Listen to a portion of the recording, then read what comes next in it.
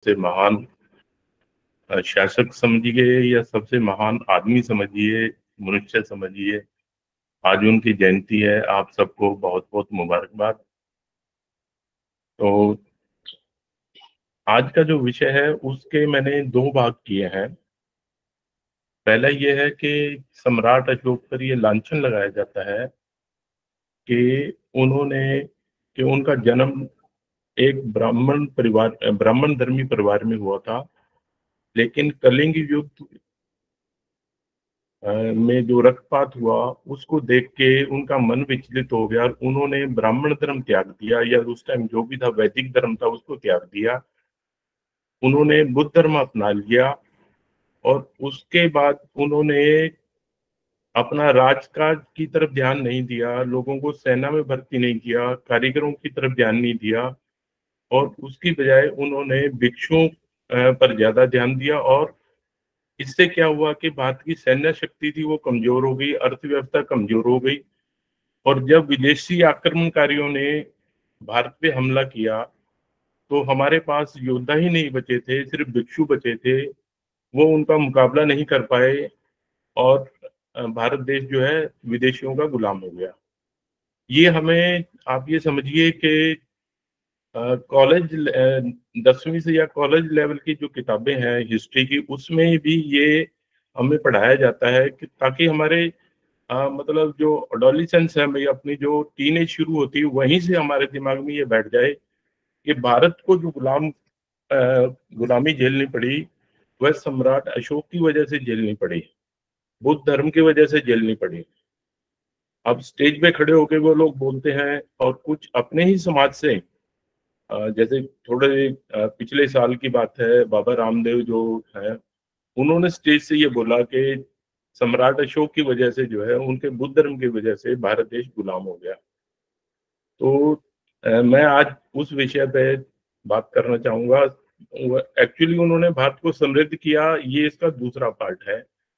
तो पहले मैं इस जो ये आरोप लगाया जाता है, अ, मेरे में कुछ एक उनके प्रति ज्यादा लगाव है, सम्राट अशोक के प्रति। तो इसलिए थोड़ा सा मुझे दुख ज्यादा होता है। तो आज मैं पहले उसका उत्तर देना चाहूंगा, उन पर जो लांछन लगाया जाता है। और मैं समझता हूँ धम्मभूमि के जितने भी लोग, खास करके जो किसी से बहस करते हैं या दम प्रचार करते हैं या कुछ भी ऐसा करते हैं, तो वो इस चीज को समझें, हिस्ट्री के साथ, जो सबूत के साथ ये समझें। कल को किसी से भी बात हो तो हम ये कह पाए कि नहीं भाई ऐसा नहीं हुआ था, सम्राट अशोक की वजह से हमारा देश गुलाम नहीं हुआ था। तो इसके लिए मैंने 6 क्वेश्चन रखे हैं, 6 मानदंड रखे हैं। सबसे पहला ये जो है मानदंड या जो प्रश्न है मेरा, वो ये है कि क्या सम्राट अशोक कलिंग युद्ध से पहले ब्राह्मण धर्म को मानते थे। इसी का दूसरा पार्ट है कि क्या सम्राट अशोक के समय पर, अशोक सम्राट अशोक के समय पर ब्राह्मण धर्म जो है वो पैदा हो गया था इस धरती पर या हमारे भारत देश में। दूसरा क्वेश्चन ये है कि भारत जो है, सबसे पहले कौन सी विदेशी जाति थी या कौन सा विदेशी कबीला था जिसने भारत पर आक्रमण किया और जिसने हमारी प्रभुसत्ता है उसको चैलेंज किया। तीसरा क्वेश्चन जो है या तीसरा मानदंड ये है, क्या कलिंग युद्ध के बाद सम्राट अशोक ने सेना की संख्या में कमी की, या उन्होंने कोई कानून जो लागू करने थे उनमें कोई ढील बरती, वे लोगों को कोई सजा देने में कहीं भी उन्हें कोताही बरती। और चौथा ये है कि बुद्ध की जो तथागत बुद्ध की जो शांति का संदेश है, अहिंसा का संदेश है, क्या वो कोई गद्दार आदमी हो, देश के लिए गद्दारी करता हो या आक्रांता हो, देश पे हमला करता हो, क्या उसको मारने से मना करती है।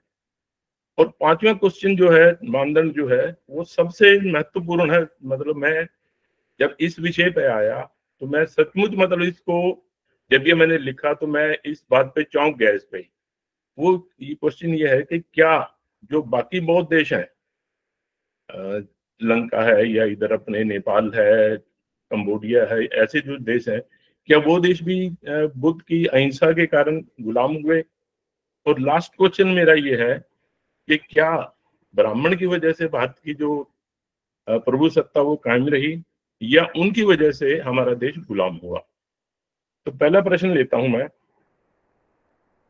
कि सबसे पहले वो ये कहते हैं कि हम जो ब्राह्मण, क्योंकि ये एक अपने देश की त्रासदी रही है कि ये जो आदिशंकर था, इसने 810 से लेके 820 ईस्वी तक, जो जैसे अपने, सिर्फ एग्जाम्पल के तौर पर बता रहा हूँ आपको, जैसे 1984 में सिखों के साथ पूरे भारत में जो कत्लेआम हुआ, वैसे ही इसने 10 साल तक भारत में बौद्धों का कत्लेआम किया। ये पूरे, मैं जिम्मेवारी के साथ, पूरे सबूतों के साथ, ये उनकी उनकी किताबों से मैं आपको ये बता रहा हूँ। और ये बुद्ध धर्म जो है, इसका जो जिसे वो कहते हैं पतन हुआ, विनाश हुआ, ये सिर्फ उन 10 सालों में हुआ था। और उसका सबसे बड़ा सबूत ये है कि आज के उसके जो 4 मठ हैं शंकराचार्य को, चारों मठ बौद्ध जो है विहार है वो। तो अब क्वेश्चन ये है कि क्या वो ब्राह्मण धर्म को मानते उससे पहले? तो जैसे कल भी मैंने बताया था कि उनके 4-5 वो जिनको लघु शिलालेख बोलते हैं, उद्गोलम का है, ब्रह्मगिरी का है और अपने नित्तूर का है, ऐसे उनमें वो लिखते हैं कि मैं गद्दी पर बैठने से पहले 4 साल भिक्षु बन के भिक्षु संघ में रहा हूं। यानी कि कलिंग युद्ध होने से लगभग 12 साल पहले वो भिक्षु संघ में शामिल हुए, 4 साल भिक्षु संघ में रहे, उसके बाद वो देश के शासक बने और उसके 8 साल बाद उन्होंने कलिंग युद्ध किया। तो जो कलिंग युद्ध किया उन्होंने एज ए बुद्धिस्ट, मतलब उस टाइम वो, मतलब बुद्ध धर्म के कारण नहीं किया, लेकिन उस टाइम वो बुद्ध धर्म को मानने वाले थे। और जो उनके 2 बच्चे हैं, बनते महेंद्र और माता संगबिता, ये दोनों कलिंग युद्ध से 2 साल पहले भिक्षु भिक्षु बन के, और श्रीलंका जो है उस टाइम उसको तंबा पानी कहा जाता, वहां गए थे। तो ये बिल्कुल ही, यानी कि आधारहीन बात है कि वो कभी भी उनका, वो या उनका परिवार, अच्छा जो उनकी पहली पत्नी है माता विदिशा के नाम से, वो बचपन से ही एक बौद्ध परिवार की बेटी है। तो अगर, और दूसरा क्या है कि उनको शिलालेख में, जैसे कल मैंने थोड़ा सा जिक्र किया था, तो उन्होंने ये लिखा है कि थेर जो है, भिक्षु जो है, उसका सम्मान भी किया जाए, उनको दान भी किया जाए। जो सम्मन ब्राह्मण है उसको सम्मान दिया जाए, लेकिन जो ब्राह्मण है उसको आदेश दिया कि उसको, और साथ में जो गाड़ी ये समझो गड्ढा चलाते हैं, जिसको अपने हरियाणवी भाषा में रेडू चलाते हैं, उनके साथ उनको ब्रैकेट किया, भाई आप लोग जो अपनी माँ बाप की सेवा करो, आप जो है अपने माँ बाप की सेवा नहीं करते हो।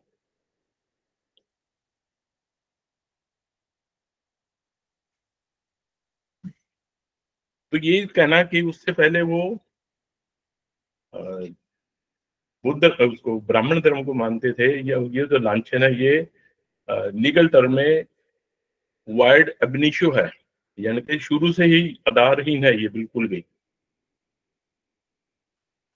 अब दूसरा जो सवाल है मेरा, जिसको आमतौर पे हमारे, जब से हम पैदा होते हैं तभी से हमारे गले में या हमारे दिमाग में ठूंस दिया जाता है कि ब्राह्मण धर्म तो सनातन धर्म है, ये तो लाखों हजारों साल से जो है इस धरती पर मौजूद है। लेकिन इतिहास क्या कहता है? मैगथनीज पहले यात्री थे, लेखक थे जो भारत आए, उन्होंने उस समय, यानी कि सम्राट चंद्रगुप्त के समय, किताब लिखी इंडिका। और उसमें वो लिखते हैं कि अब सिकंदर से, यानी कि जो सिकंदर के साथ आए थे, उनका सिकंदर से 3 सदी पहले ब्राह्मण भारत आए थे, और वो दियोदास के नेतृत्व में भारत आए थे। तो 300 साल, 3 सदी पहले आए थे, यानी लगभग करीबन 600 या 650 बीसी में वो भारत आए। यानी कि तथागत बुद्ध के जन्म से 50-60 पहले वो भारत आए थे। और इसका जो कॉर्पोरेटिंग एविडेंस है, या इसका जो पुख्ता, इसके साथ जो स्पोर्टिंग सबूत है वो ये है कि बुद्ध धर्म में और जैन धर्म में जो उनके सूत्र हैं, बुद्ध धर्म का एसुपारी सूत्र है, अंबट सूत्र है, अंगन सूत्र है, ऐसे 5-6 सूत्र हैं। और जैन धर्म का महासम्मण सूत्र है, उसमें ये जिक्र है कि ये लोग जो बाहर से आए हैं, ये इनके पास गए हैं, तथागत बुद्ध के पास गए हैं, उनसे प्रार्थना की है कि हमें ब्राह्मण माना जाए।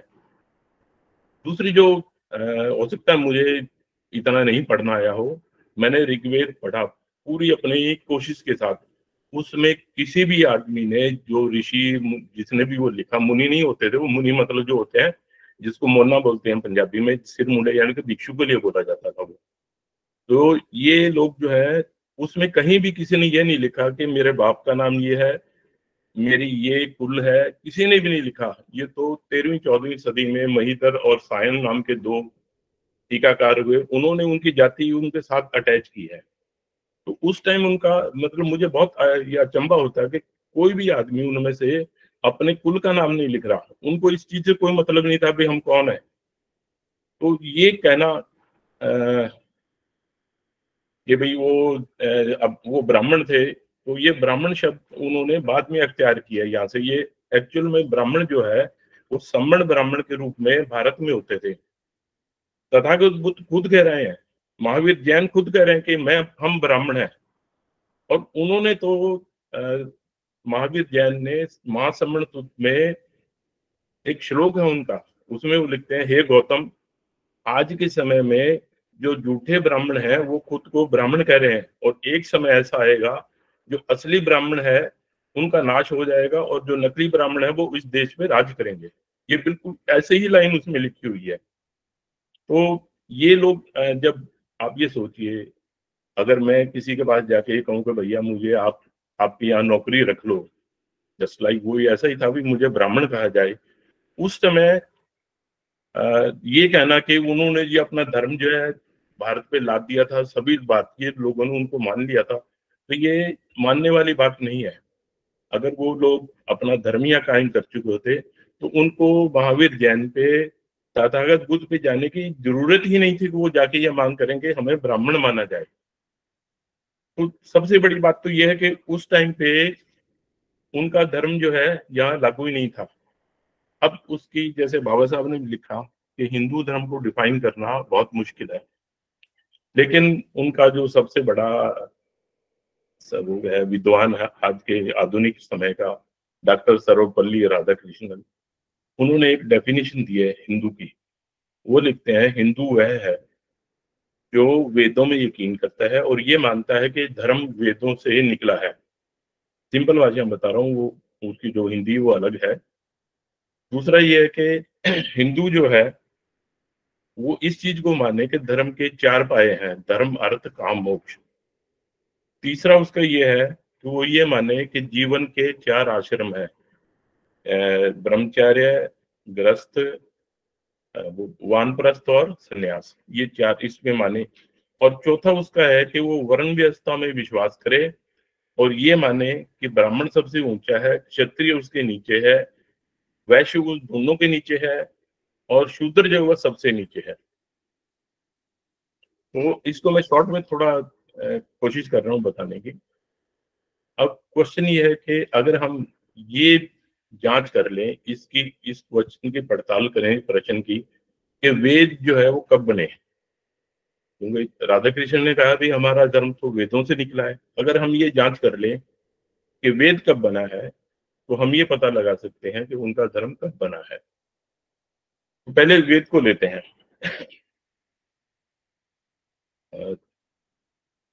सबसे पहले हमारे जो यात्री आए वो थे मैगनीज। उनकी पहली किताब है जो भारत की मैं समझता हूँ इतिहास की सबसे पुरानी किताब है। उसमें कहीं भी, उसमें देखिए उन्होंने बुद्ध का नाम लिखा है। उन्होंने पालिम बुद्ध, यानी उस समय पाटलिपुत्र को पालिम बुद्ध कहा जाता था। पालिम बुद्ध इसलिए कहा जाता था क्योंकि जब तथागत आखिरी टाइम पे वैशाली से निकल रहे, अपने यहाँ से पाटलिपुत्र जिसे बोलते हैं वहां से निकल रहे थे, तो उन्होंने कहा कि बनते आनंद उनके साथ थे कि बनते आनंद जो है ये शहर जो है हमेशा कायम रहेगा।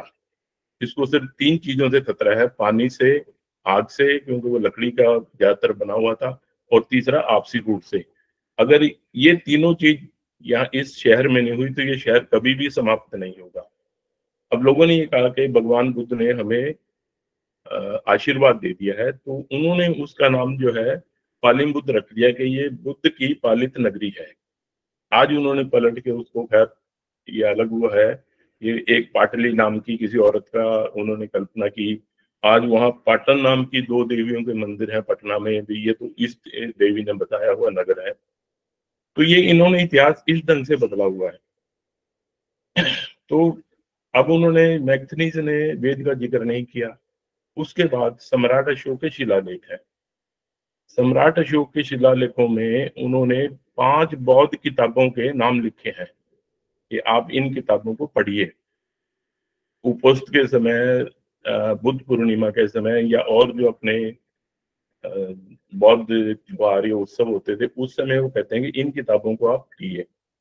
अगर उस समय कहीं भी वेद होता या ब्राह्मण होता, उनका धर्म होता, तो इन दोनों में कोई तो उसका जिक्र करता। उसके बाद जो विदेश से आए वो थे राजा या महाराजा मिनांडर, जिनको हम मिलिंद बोलते हैं। उनकी किताब है मिलिंद प्रशन।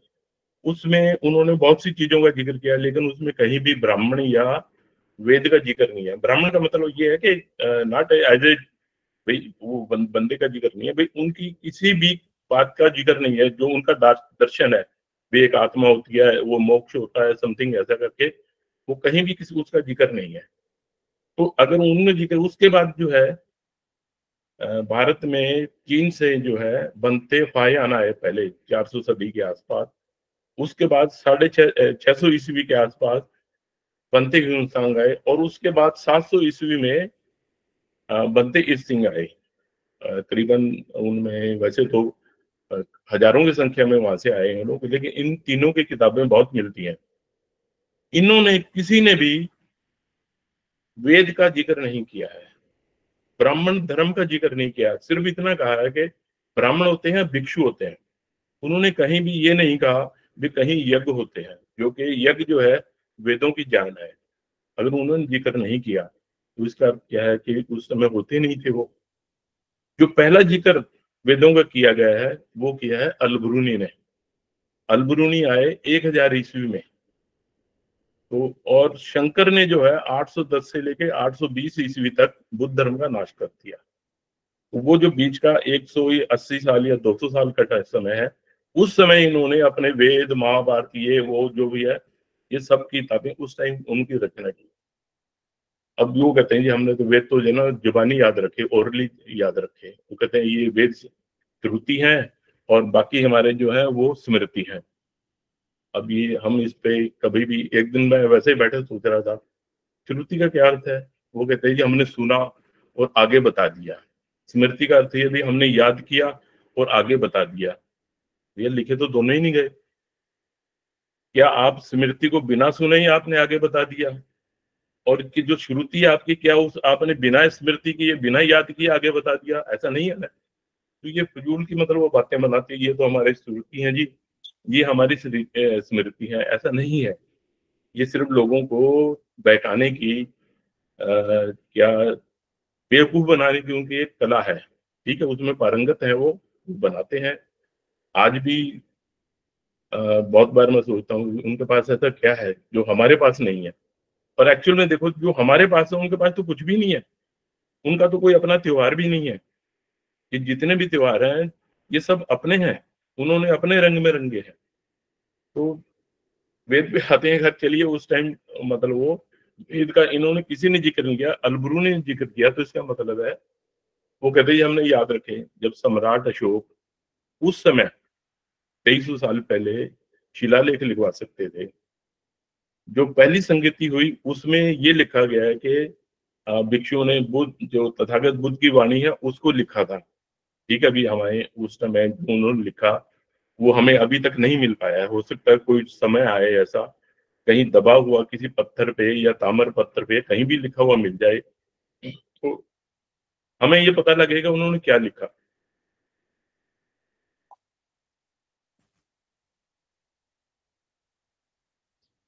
तो अब दूसरा उनका, जब अगर सम्राट अशोक दिखा सकते हैं, मतलब इतना कर सकते हैं, तो उन्होंने अपने वेद क्यों लिखे, क्यों नहीं लिखे? इसलिए नहीं लिखे कि उनके पास कुछ था ही नहीं। दूसरा है उनका जो है अच्छा, इसमें एक पॉइंट और बता देता हूँ आपको। वो क्या करते हैं, बाबा साहब ने भी एक जन का इन लिखा है अभी, ब्राह्मणों के 3 वेद थे, किसी को कोट किया है या उन्होंने अपनी तरफ से लिखा है। तो मुझे भी थोड़ा सा ये मानना पड़ा भी शायद ऐसा ही हुआ होगा।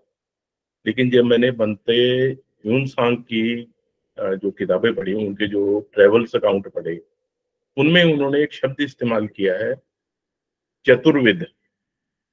और जो पुराना अपना बौद्ध साहित्य है, उसमें शब्द आता है त्रिविद, यानी कि त्रिविद आता है, उसको त्रिविद बना दिया उन्होंने। और उन्होंने कहा विद का अर्थ है विद्या, विद्या यानी कि वेद।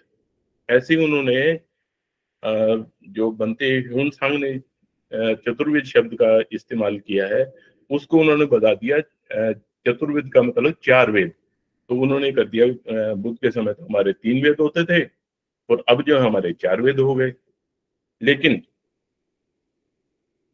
जो बनते ह्यून-सांग है, उन्होंने उन 4 का आगे भी, मैं जो 4 विद्या बता रहा हूँ उसका क्या मतलब है। पहली उनकी है शो, जो उनकी चीनी भाषा में शो, उसका मतलब है जीवन की दीर्घायु के लिए हम जो योग प्राणायाम या इस तरह करते हैं, पहली विद्या ये है। दूसरी विद्या है तजु, यानी कि धार्मिक रीति रिवाज, जैसे आज बहन उन्होंने, या समझो मेरी तो बेटी जैसी है, उन्होंने जो बुद्ध वंदना की, ये है तजु। ये आपने कैसे करना है उसको, ये बुद्ध की रीति है, उनकी रीति नहीं है। तीसरा है पिंग, कि उपासक और भिक्षु जो है आपसी शिष्टाचार कैसे करेंगे। अब जैसे हम ऐसे कहते हैं नमो बुद्धाय, हम कभी भी ऐसे नहीं करते नमो बुद्धाय, ऐसा नहीं बोलते हैं ना। तो ये जो हमारे एटिकेट है, तीसरी कला वो करेंगे, ये है। और चौथी है शू, यानी कि जो कला में आप निपुणता करते हो। अब सम्राट अशोक के समय देखिए आप, उनके जो उस समय जो स्तंभ बनवाए उन्होंने, उनका जो वो 4 शेर वाला, उनकी जो जो हमारी प्रभुसत्ता की निशानी है, कभी उसको देखिए, उस पे जो उस टाइम पॉलिश की गई थी, 2300 साल पहले उस पे जो पॉलिश की गई थी, वो आज भी चमकती है। ये मतलब हमारी जो, जिसे कहते हैं ना वो, जिसे वो शूक कहते हैं, भाई ये कला जो है ये आपको आनी चाहिए। मैं मतलब कई बार उसको पढ़ता हूँ मैं। अब से करीबन 150 साल पहले जो जिसे पाटलिपुत्र कहते हैं, उस नगर की खुदाई हुई। उन्होंने एग्जीकवेशन जो कहते हैं उसके, वो की उन्होंने। उसमें से वो कहते हैं कि इस नगर के चारों ओर लकड़ी का परकोटा बना हुआ था। उनके जो महल की फर्श है वो लकड़ी की बनी हुई थी। वहां जो बुद्ध विहार था, उसकी सीढ़ियों के ऊपर लकड़ी के यानी कि वो पट्टे लगा के, भाई गर्मी में गर्म ना हो, सर्दी में ठंडा ना हो, इसलिए वो लगा रखे थे। ये हैरानी की बात है कि उस समय उन्होंने उस लकड़ी को इतना शुद्ध किया, जो जिस ढंग से भी किया। इतने आप ये समझिए कि अगर 810 में उसने किया ये, तो 1200 साल वो कीचड़ और पानी में दबी रहने के बाद वो 80% 90% लकड़ी जो है सही सलामत मिली है। तो इसे कहते हैं ये शू, यानी कि कला जो है वो। तो ये उसको ये कहना कि ये 4 वेद जो है, ये 4 वेद है, ये इसलिए हुआ क्योंकि उन्होंने हमें अनपढ़ रखा। हम समझते ही नहीं थे। उन्होंने कहा जी चतुर्वेद का अपन, तो देखो जी उसने भी कह दिया। अब ये पीछे से भास्कर में जो है, वो उसका रेफरेंस दिया अपने, उनका अपने सम्राट हर्षवर्धन का। वो क्या करते थे, वो संगम पे जाते थे, ये बहुत तीर्थ था उस टाइम पे। यहाँ जाके जो अपनी पूंजी है, वो भिक्षुओं को, गरीबों को, इनको दान करते थे। उनको जो वस्त्र देना ये वहां करते थे। वो कहते देखो जी उस टाइम मेला लगता था। भैया वो मेला हमारा बुद्धों का लगता था, आपका क्या लगता था उसमें? आप तो थे ही नहीं उस टाइम में। तो ये जो कहना कि सम्राट अशोक जो है, अगला उनका है धर्म अर्थ काम मोक्ष। अब धर्म का जो है, मैं बहुत बार मतलब स्टेज पे उनके प्लेटफॉर्म पे जाके मैं बोलता हूँ कि मेरा सिर्फ, मैं मतलब वो बताऊँ भाई, मैं एक ये समझता हूँ मैं बेवकूफ आदमी हूँ, मुझे पढ़ना नहीं आता। मुझे सिर्फ आपके किसी भी वेद से लेकर सत्यार्थ प्रकाश तक सिर्फ एक लाइन लिखी दिखाते हैं जहां आपने ये कहा हो। जैसे कल मैंने कहा था, अब से इनमें बहु पाने दया दाने सच्ची सुचाई। ऐसी लाइन एक लिखी दिखा दी आपने, बहुत वेद से लेकर सत्यार्थ प्रकाश तक, ये नैतिकता ही धर्म है, मैं मान लूंगा कि आपका धर्म जो है वो सच्ची। तो धर्म का ये ऐसी ऐसी चीजों को धर्म बताते हैं, मैं इस पे ज्यादा समय नहीं लूंगा। उसके बाद है उनका अर्थ काम मोक्ष। अब आप ये बताइए, क्या पैसा कमाना धर्म का हिस्सा हो सकता है? वो कहते हैं अर्थ, अर्थ का मतलब पैसा कमाना, अर्थ अर्थव्यवस्था जिसे हम बोलते हैं। ये अर्थ का भी क्या ऐसा हो सकता है कि धर्म आपको ये सिखाए भी आपने पैसा कमाना है और उसके लिए नैतिकता की या किसी भी लीगल इलीगल किसी ढंग से कमाओ आप। और ये हम देख रहे हैं ऐसा होता है। जो अच्छे अच्छे चोर हैं, मतलब वो पैसा कमा के ये भगवान के नाम पे मैंने ये कर दिया, उसमें ये कर दिया, वो चीजें करती हैं वो। लेकिन तथागत बुद्ध ने ये नहीं कहा, चलिए हम उस पे नहीं जाते, मैं उनका बता रहा हूँ ये। उसके बाद है काम। जितने भी संत हुए हैं सभी ने यही कहा कि काम क्रोध लोभ मोह अहंकार को त्यागो। जो अपनी पंचशील है उसमें भी यही है कि काम को जो आप वश में रखो। तथागत बुद्ध का जो आखिरी स्टेज है बुद्ध बनने का, उसमें भी यही था कि उन्होंने मार को हराया। लेकिन वो क्या कहते हैं कि नहीं जी, काम जो है ये धर्म का अंग है। अब ये काम जो है धर्म का अंग कैसे हो सकता है, ये मैं नहीं समझ पाया। अगर कोई उस आधार पे अगर वो कहें कि देखो जी, आदमी जब से पैदा हुआ, आज से 10,000 20,000 या लाख साल पहले, उस टाइम ऐसे सभी का ओपन सेक्स होता था, तो इसलिए हमारा धर्म तो तभी से है। तो ये तो पशुता है, ये पशुता का धर्म है, ये एनिमलिज्म है, ये धर्म नहीं है। और तीसरा उनका है मोक्ष। अब जो मोक्ष है, ये वेद में ये शब्द नहीं है। आप ये समझिए, अगर हम वेद को पुरानी किताब भी मान लें तो पूरे वेद में कहीं भी इस चीज का जिक्र नहीं किया गया है। मोक्ष की बात सिर्फ जो है गीता में कही गई है। और गीता जो है वो कब रची गई, ये मेरा आपको बता दी, वो उनके सभी जो किताबें हैं वो देवनागरी लिपि में लिखी गई है। और देवनागरी लिपि जो है 7वीं 8वीं सदी में विकसित हुई है धम्म लिपि से। उसके 5-7 स्टेजेज हैं, उसके सबसे लास्ट में देवनागरी है जिसे में हम आज करते हैं। उनकी कोई भी किताब देवनागरी के अलावा किसी लिपि में नहीं है। अगर वो ये कहें कि जी हमने तो ये पुराने समय में लिख रखी थी, तो ऐसा नहीं है। अब इसी बात में एक मैं आपको गीता पे थोड़ी सी बता दूं। सम्राट धनानंद जो है वो सम्राट चंद्रगुप्त के पिता है। ये मतलब उनके जैन ग्रंथ में ऐसा है और ये बिल्कुल सही है। वो अकेले राजा है इस धरती पे जिसने सिकंदर को भागने के लिए मजबूर कर दिया था। सिकंदर और उसके जो गुंडे हैं, वो उनको मैं राजा नहीं मानता। राजा वो होता है जो पब्लिक की भलाई के लिए काम करे। सिकंदर ने क्या काम किया, वहां से लूटपाट शुरू की, बच्चे मार दिए, औरतें बंदी बना ली, बूढ़े बुजुर्ग मार दिए। तो ये कोई राजा के लक्षण, ये गुंडों के काम होते हैं। उसको चलो ठीक है, अभी उनका था वो, उसको अलेक्जेंडर द ग्रेट बोलते हैं। तो वो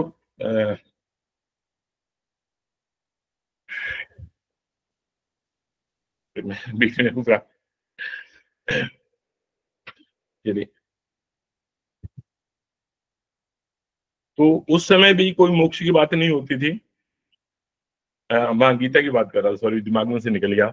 उस बंदे ने, सिकंदर ने अपने लोगों को रोकने के लिए एक भाषण दिया। वो इंटरनेट पे आप ढूंढेंगे मिल जाएगा। वो पढ़ लीजिए, गीता के पहले 2 श्लोक पढ़ लीजिए, सेम टू सेम वही है। ये तो अपनी मतलब भारतीयों की या पुराने लोगों की सबकी आदत थी भी, हम बातें करते थे जिसको कहानी बोलते हैं। अब अगर मैंने तो अगर बच्चों ने बहुत बातें सुनी है, अपनी माँ से बोलता है मम्मी, माँ मेरे को, अम्माऊ बोलते थे राजस्थानी भाषा, अम्माऊ मेरे को बात सुना। तो वो जो बात कहानी है ये हमारी आदत थी। तो वो जो एक सिकंदर ने ये कहा तो लोगों को कहानी सुनाते थे कि उसने ये कहा अपने सिपाहियों से, मर गए तो स्वर्ग मिलेगा और यहाँ जीत गए तो राज मिलेगा। ये सब बातें उसने कही, जिन्होंने उठा के उसके बाद फिर अध्यात्म का तड़का लगाया उसमें और उसको गीता बना के हमारे सामने पेश कर दिया। ये जो पहले 2 चैप्टर है, आप गीता महाभारत में हो या नहीं हो, उसकी कहानी पे कोई फर्क नहीं पड़ता है। तो मैं सिर्फ ये बताना चाह रहा हूँ भी इन लोगों ने कैसे हमारे साथ जो है धोखाधड़ी की है। ये उनका धर्म जो है ये 810 ईस्वी में, 820 ईस्वी में जो शंकराचार्य है उसने, मैं उसको शंकराचार्य नहीं बोलता, शंकराचार्य बोलता हूँ, आचार्य नहीं था वो। जो आदमी धोखे से किसी को मारता है वो आचार्य नहीं हो सकता। इस चीज को आप मतलब अ, पल्ले रख बांध लीजिए भी। जो टीचर जो होगा वो किसी को मार के टीचर नहीं बनता, वो उसकी जो है नालायकी जो है, उसके जो बुरे गुण है उनको मारता है वो। तो इस बंदे ने उस टाइम पे सभी जो ये क्या ब्राह्मण जो डेरे थे उनको इकट्ठा किया, और इसने जो है फिर वो अपना हिंदू धर्म जो है, अपना ब्राह्मण धर्म वो शुरू शुरू किया। बाद में जब गुरु रैदास जी हुए, गुरु कबीर जी हुए, गुरु नानक हुए, इन लोगों ने जब विरोध किया तो तब उसके बाद जो है हिंदू धर्म बनना शुरू हुआ था ये। तो इन इसमें से कोई भी यानी कि ये जो उनका इंग्रेडिएंट है, उनका हिस्सा है उनके धर्म का, ये उस टाइम में भी नहीं था। अब उसके बाद आता है 5 जो वो बताते हैं भी हमारे चारों है, क्या नाम, आश्रम है, ब्रह्मचार्य और ये करके। अ, पहली बात तो जवाब ही नहीं देते, मैं किसी को लिखता हूँ तो। और अगर राधा कृष्णन आज जिंदा होते, मैं लिखता तो भी वो जवाब नहीं देते। उनसे पूछना चाहिए भैया, कोई भी ऐसा है आपका, कोई भी हीरो, कोई भी आपका नायक, कोई भी देवता, कोई भी ऐसा जिसने इन 4 आश्रमों का पालन किया हो? आपने खुद ने पालन किया है?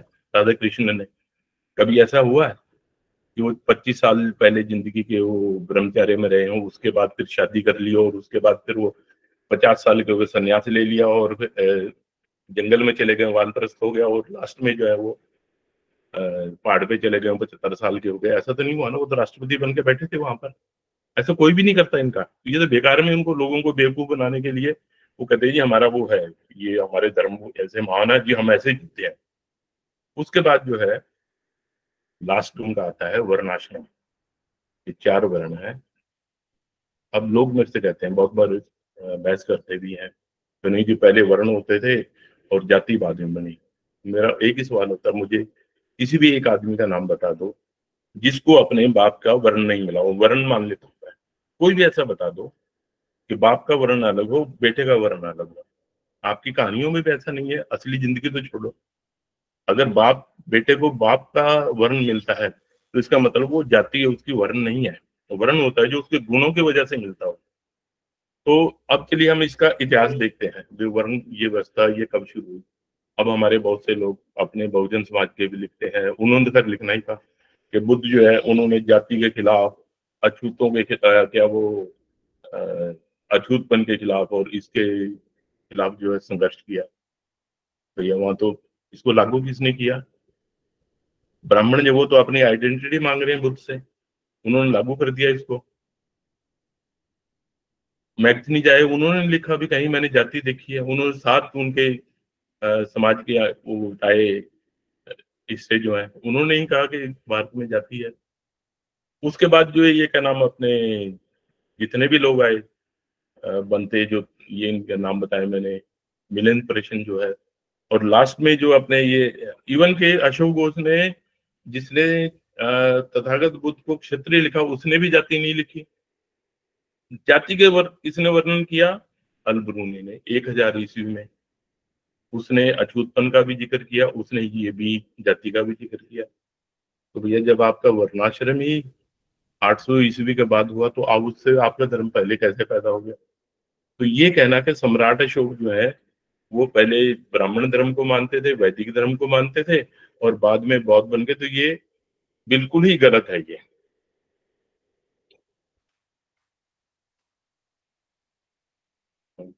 उसके बाद जो है अपना दूसरा सवाल था ये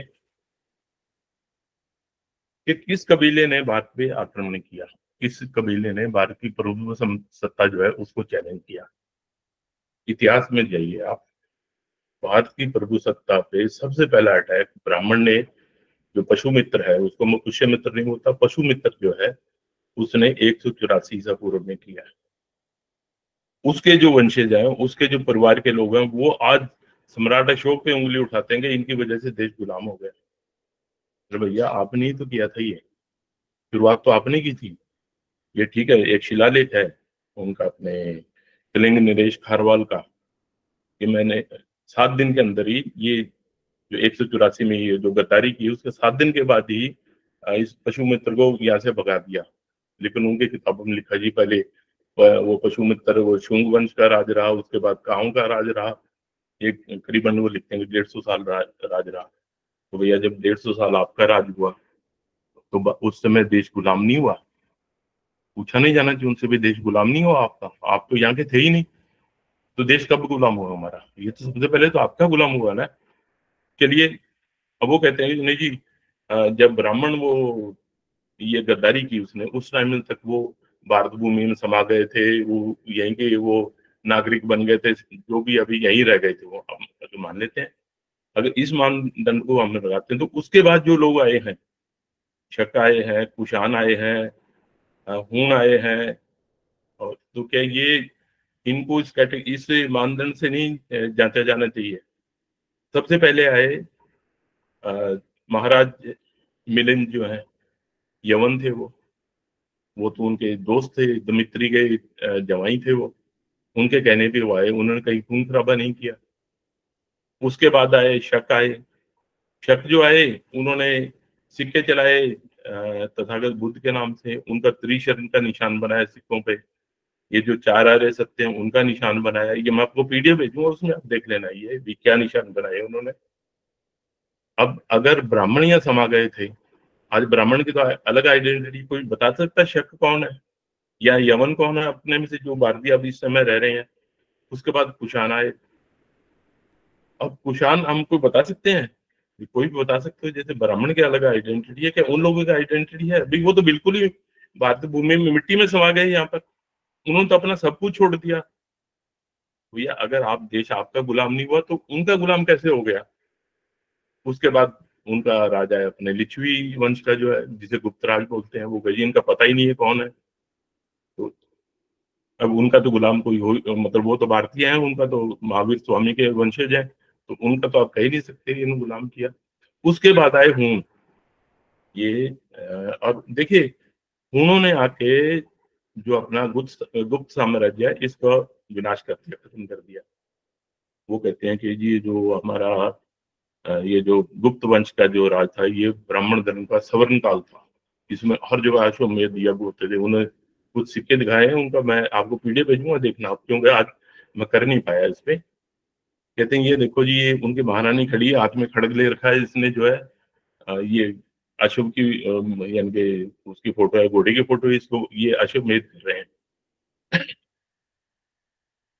तो उन अब वो जब आपके अश्वमेध कर रहे थे, आपका स्वर्ण काल था, उस राज्य को हुनों ने खत्म कर दिया। और कमाल की बात देखिए, ब्राह्मण ने उसको क्षत्रिय घोषित कर दिया हुनों को। अगर आपका स्वर्ण काल था वो, तो जिसने आपका स्वर्ण काल खत्म किया उसको आपने क्षत्रिय कैसे बना लिया? क्या देश के साथ गद्दारी नहीं है ये?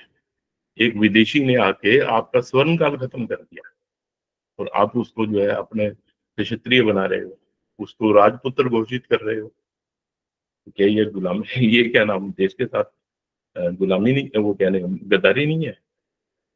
चलिए, उसके बाद उनका राज हो गया और फिर इन दोनों का गठबंधन हो गया। और ये गठबंधन, इन दोनों गठबंधन ने मिलके, जिसे हम शूद्र कहते हैं, दलित कहते हैं, हम बहुजन कहते हैं, बौद्ध कहते हैं, उन पे वो जुल्म किया है, पूरी दुनिया में कहीं इसकी मिसाल नहीं है। यानी कि दिल रोता है जब वो किताबें पढ़ता हूँ उनकी, मैं अपने इनकी जो किताबें हैं, इतने जुल्म हुए अपने लोगों पे, ये जो गले में आंधी थांगना, और ये सब इनकी वजह से हुआ है। ये शकों ने नहीं किया, कुषाणों ने नहीं किया, यमनों ने नहीं किया, ये उनके क्षत्रियों ने और ब्राह्मण ने मिलकर किया है ये।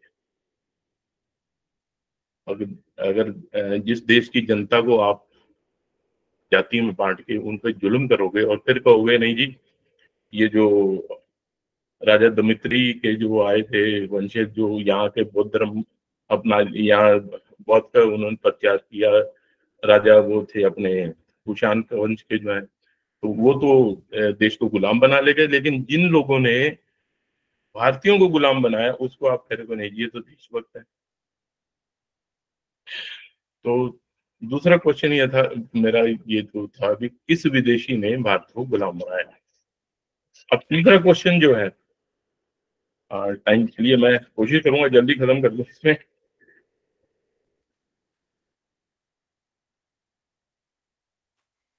तीसरा की ये था क्वेश्चन ये कि सम्राट अशोक ने कहा बुद्ध धर्म, जैसे पहले बात तो वो बचपन से ही बहुत थे वो, तो क्या जब उन्होंने कहा भाई अब मैं अहिंसा की नीति से देश का शासन चलाऊंगा, तो क्या उन्होंने लोगों को भिक्षु बनाया? लेकिन ऐसा नहीं है। इतिहास में आप पढ़ेंगे, उन्होंने खुद जो है बनते मोगली पुत्र या उपगुप्त जो भी उनके साथ थे उनको साथ लेके उन्होंने भिक्षु संघ में जगह जगह जाके भिक्षुओं की परीक्षा ली, और जो मुफ्त हो रहे थे 60,000 भिक्षु उन्होंने यहाँ से बाहर निकाल दिए। और उसके बाद वो भिक्षु वो लोग भिक्षु संघ में शामिल हुए जो मन से ये चाहते थे कि हम इस धर्म का प्रचार करेंगे। और आप देखिए उसके बाद जो वो लोग, उन लोगों ने सहारा का रेगिस्तान नहीं देखा, हिमालय की पहाड़ी चोटियां नहीं देखी, और अफ्रीका के जंगल नहीं देखे। यानी कि मिस्र तक और रोम तक और पूरी दुनिया में उन्होंने बुद्ध धर्म का प्रचार किया, उन लोगों को भिक्षु बनाया। तो आज जो कहते हैं उन्हें सैन्य शक्ति खत्म हो गई, खत्म कर दी, तो भिक्षु का जीवन जो था उन्होंने सैनिक से भी ज्यादा कठोर बना दिया। तो ये तो यानी कि प्रैक्टिकली पॉसिबल नहीं था। भिक्षु वही बन सकता था जिसको किसी चीज, जो वो सैनिक होता है वो तो फिर भी परिवार में आके मिल सकता है, अपनों से मिल सकता है। जो भिक्षु बन गया और उसने जाके सम्राट अशोक के जो अपने बच्चे हैं वो तंबापानी तक चले गए हैं वो। तो ये कहना कि उन्होंने सैन्य शक्ति खत्म कर दी, कल मैंने आपको बताया था कि उन्होंने कोई फांसी की सजा देनी बंद नहीं की किसी को, जो है फांसी की सजा में। और चौथा प्रश्न है कि क्या बुद्ध की जो अहिंसा है वो दुश्मन को मारने से मना करती है? नहीं करती है वो। बाबा साहब ने लिखा, ये आप सभी ने पढ़ा होगा, मैं इस पे ज्यादा डिटेल में नहीं जाऊंगा कि वो कहते हैं, बुद्ध ये कहते हैं कि अगर आपको अपने परिवार को बचाना हो, अपनी संपत्ति को बचाना हो, जो आपने पूरी मेहनत से कमाई की है, अपने माँ बाप को, इनको बचाना हो, कोई उस पे हमला करता है, आपके देश पे हमला करता है, तो आप उसके साथ लड़ सकते हैं, उसको मार सकते हैं। ये और यही नीति रही है। अब कल मैंने आपको बताया था कि देखिए उन्होंने जो शिलालेख वो लिखवाया कलिंग का, वो वहां अफगानिस्तान के बॉर्डर पे लिखा है। मौर्य शासन का समाप्ति के बाद भी 22 साल किसी की इतनी हिम्मत नहीं हुई कि उस शिलालेख को निकल के आ गया था। ये होता है जो असली क्या राजा होता है, असली सैनिक ही होता है। अब एक प्रश्न था मेरा कि क्या नाम अपना कि क्या दूसरे जो बौद्ध देश हैं वो भी गुलाम हुए? अब इसमें क्या है कि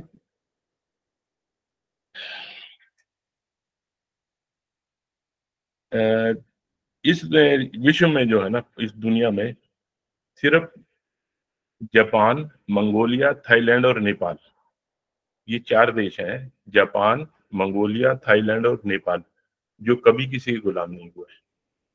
और ये चारों देश बौद्ध देश हैं। मंगोलिया में ठीक है, अब थोड़ा मुस्लिम एरिया हो गया वहां पर। इवन चंगेज खान जो है वो कहते हैं कि वो बौद्ध थे। ये चारों देश कभी किसी के गुलाम नहीं हुए। जापान में तो उनके संविधान में लिखा था कि लोग जो है त्रिशरण लेने के बाद ही मतलब उनका लेना अनिवार्य था। अगर वो लोग गुलाम नहीं हुए तो भारत क्यों गुलाम हो गए? भारत, और जब तक यहाँ बौद्ध शासन रहा 647 ईस्वी तक, तब तक किसी की हिम्मत ही नहीं हुई कि वो भारत पे आक्रमण करे। तो ये कहना कि यानी कि मुझे ये बड़ा अचंभा लगा इस चीज का कि ये 4 देश कभी भी गुलाम नहीं हुए, और चारों बौद्ध देश हैं ये। तो अगर वहां गुलाम नहीं हुए तो अपने यहाँ गुलाम क्यों हो गए? और मेरा जो लास्ट क्वेश्चन था, जो मानदंड था, वो ये है, क्या ब्राह्मण की वजह से देश गुलाम क्या नाम भारत वो रहा, प्रभु सत्ता कायम कर सका? अब उनके महाभारत में शांति पर्व में है 65 उसका जो सर्ग वो है अपने, क्या सर्ग है उसमें, वो कहते हैं कि जब आपके देश पे आपसे ज्यादा, आपके राज्य से ज्यादा बलशाली राजा आप पे आक्रमण करे, तो आप आगे बढ़ के उसका स्वागत कीजिए, क्योंकि जैसे दूध देने वाली गाय को कोई भी तंग नहीं करता है, ऐसे ही वो राजा आपको तंग नहीं करेगा, क्योंकि वो आपसे राजा ज्यादा ताकतवर है। तो वो जीतना तो उसने है ही, जब जीतना ही है तो आप आगे बढ़ के उसको उसका स्वागत कीजिए, वो आपको उससे रखेगा। अब तो जब आप लोगों को ये शिक्षा देंगे कि भी आप, जो भी तगड़ा राजा है उसमें, और तगड़ा राजा तो सारे थे, ये एक एक गांव के राजा थे अपने यहाँ, जो आज रजवाड़े जो थे यहाँ के। तो अब वो तो जो भी राजा आएगा बाहर से, वो इनसे तो तगड़ा ही होगा। अब आप ये देखिए, अब्दाली आए, गौरी गजनी आए, मैं उनका वो देख पढ़ता हूँ मैं, मतलब उनके पास 100 से ज्यादा घुड़सवार नहीं थे, और वो कहाँ से चल के आया, गजनी से, वहां से ईरान साइड से कहाँ से चल के आया, और वो कहाँ तक चला गया, सोमनाथ तक, भारत का जो दिल है वहां तक चला गया वो। किसी भी क्षत्रिय राजा ने उसके रास्ते में आने की हिम्मत नहीं की। क्यों? क्योंकि उसने उस शिक्षा ये दी गई थी कि जब आपसे तगड़ा राजा आए, वो 100 घोड़े बहुत थे उनके लिए, तलवारें लिए हुए, उनकी हिम्मत ही नहीं थी, और लड़ेगा कौन? जो इसमें क्या हुआ, इतिहास की बात बताता हूँ। जब ब्राह्मण ने अपना राज्य बना लिया, तो उनको ये पता था भी हम सैनिक नहीं है, हम योद्धा नहीं है, ये भारतीय लोग हैं, ये उस के वंशज हैं, उनके वंशज हैं, सम्राट धनानंद के, जिसको देखे सिकंदर भी भाग गया था। तो जिस जिस दिन इनका मतलब संगठन हुआ, ये हमें यहाँ से मतलब हमारी क्या दुर्गति कर देंगे, इसलिए उन्होंने क्या किया, भारतीयों को जातियों में बांटा, एक जाति को दूसरे से ऊंची बना दिया। आज हम इवन आप ये लगा लिए, चमड़े का काम करने वाले भी 4 या 5 जातियां, वो भी कहते हैं नहीं जी मैं तो उससे ऊपर हूँ। ब्राह्मण कहता है मैं तो उस ब्राह्मण से ऊंचा हूँ। बनिया कहता नहीं जी ये तो अग्रवाल तो मेरे से नीचा है, वो उससे ऊंचा है। हम सभी इसी में उलझन उसमें लगे हुए हैं। और जो अ, विदेशी जो है, अब जब वो आए, सभी ने लिखा ये मुस्लिम हमलावरों ने, कि हम तो इस वजह से जीत गए कि लोग जो है क्या नाम, इकट्ठे होते ही नहीं थे, हमारे खिलाफ वो लड़ने को तैयार ही नहीं होता। जो आपस में थे उनको ये था भी ये क्षत्रिय है, वो देखता था यार ये शूद्र है, ये तो चमार है, कहीं ये मेरे साथ टच ना कर जाए, मेरा तो स्वर्ग जो है वो खत्म हो जाएगा। इस वजह से देश गुलाम हो गया। अब उन लोगों को ये डर था, तो उन्होंने क्या किया, हमें जातियों में बांट दिया, और हमारे पे ये पाबंदी लगा दी, कोई भी शूद्र हथियार नहीं रखेगा, इस चीज सैनिक नहीं बनेगा, इस चीज की ट्रेनिंग नहीं ले पाएगी। भैया फिर लड़ेगा कौन? वो लोग लड़ेंगे जो चेतक पे सवार होकर भागते हैं, और तब तक भागते हैं जब तक चेतक घोड़ा थक के मर नहीं जाता। कौन लड़ेगा देश के लिए? ये ऐसे वो कहते हैं हमारे शूरवीर हैं। अब मैं क्वेश्चन पूछता हूँ उनसे, जो मुझे एक प्रश्न का उत्तर मेरे को जवाब दे दीजिए। सम्राट अशोक ने शांति की नीति अपना ली, जो आपके राजा थे राजस्थान के, उन्होंने अकबर को अपनी बेटियां इसलिए दे दी कि सम्राट अशोक ने जो है बुद्ध की नीति अपना ली थी। क्या कारण था? उन्होंने अपनी रियासतें बचाने के लिए अपनी बेटी को जो है उनको दे दिया, और कोई भी अकबर जहांगीर कोई भी उनसे शादी करने नहीं आया, सिर्फ एक खड्ग भेजा अपना, एक तलवार भेजी। और मतलब स्टेज पे बोलूं अच्छा नहीं लगता भी, इन लोगों ने अपनी बेटी उसके साथ भेज दी। आज वो हम पे, हमारे पूर्व उस पे जो सम्राट पे लांछन लगाते हैं कि जी इसने तो, इन्होंने तो जो है देश को गुलाम बना दिया। तो मेरे ख्याल समय काफी हो गया है, तो मेरे ख्याल में विराम देता हूँ, आपके कईयों के हाथ खड़े हुए हैं। जी तो नमो बुद्धाय, जय भीम। जी, बहुत बहुत आभार श्रद्धेय कुलदीप कुमार। निश्चित रूप से आपका जो अध्ययन है वो बिल्कुल बहुत निश्चित है, इस कोई दवा नहीं है, और बहुत अच्छे तरीके से, क्योंकि आप गहराई में आपने अध्ययन किया हुआ है, इसलिए आप